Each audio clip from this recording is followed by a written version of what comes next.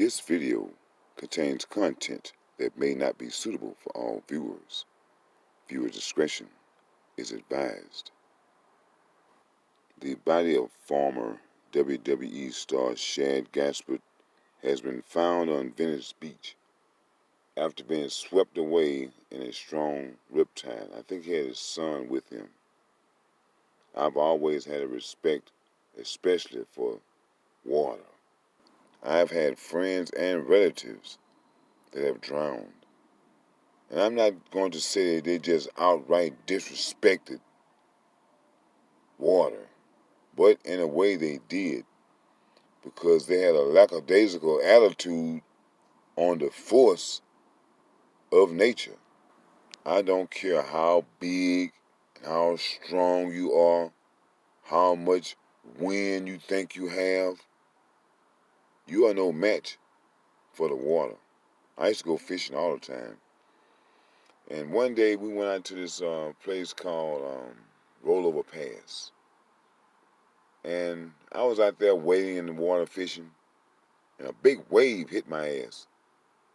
And it knocked the fishing pole out of my hand. So when I reached down to pick up the fishing pole, I felt the undercurrent snatch the pole out of my hand.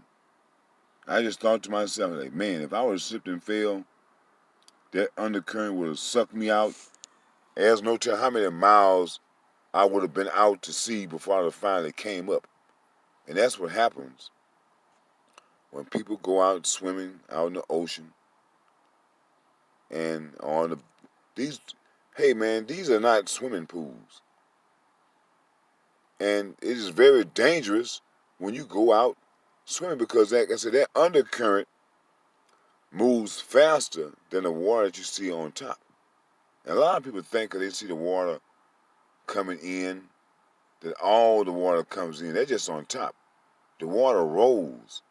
So when you see it coming in, it's moving out on the bottom. And if you should happen to slip and fall, the undercurrent is going to suck you out. And you look up, you're going to see nothing but water. You won't see land. And most of the time, people will panic when that happens. That's why I just don't go out swimming like in the ocean and these bays and stuff like that. I don't do that, man.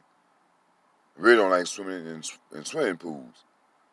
But if I was to go swim, it would be in a swimming pool. And I hate that the man lost his life. His son was saved. But I'm quite sure when he got sucked out and separated from his son, he kind of panicked. And the man lost his life. We don't know for sure exactly what happens, but that's what usually happens. And I see it all the time. I remember a long time ago, this guy was with his wife, and they were out boating, and she dropped an orange in the water, and he dove in the water to get the orange and never came back up. Hey, man, you have to have a respect for this water, because the nature will let you mess around sometime, but then there are other times when nature is not going to play around with you. And when you go out to this, like to the beach, they put those signs up there for a reason. And a lot of people, they disregard and ignore those signs. You know, when I go out and I take people with me out to the water, I make everybody put on a damn life jacket. Now, I know people don't want to look like some type of wimp out there with a damn life jacket. Hey, man, but if you're going with me, I want to make sure you come back home with me. We're not going to lose nobody on my watch. And if you refuse to wear it, well, the trip is over. We got to go back home, and you'll just never go with me again. You know, I can swim. We was raised up swimming. But I'm no fool. You know, I know that that pool is only so big. But that ocean is larger than what my eyes can see. So, hey, man, I wouldn't go messing around in the ocean. Besides that, you have jellyfish and eels and stingrays, all kinds of stuff out there, man, in the ocean. So, hey, I'm no match for that. I'm not a scuba diver. And like I said, people have this obsession with water. And they think that, you know, because I went swimming in this pool and I'm big and strong or whatever it is, that, hey, man, I'm all right when I get out in that water. But no, you are not. And I see it happen time and time again. You have to have a respect for nature. I know guys that have like motorcycles, and then they kind of like get kind of overconfident on his motorcycle. Want to start doing tricks on it. Next thing you know, he's in a bad accident because he did not have respect for that powerful vehicle on two wheels he's sitting on. The same thing happens when people go out fishing. They get all excited, want to jump around in the water, and they don't realize that in that ocean, it might look level on top, but when you walk around out there, it is not level. You have dips and everything else. You get to walking around, next thing you know, you walk in a hole, and then you panic.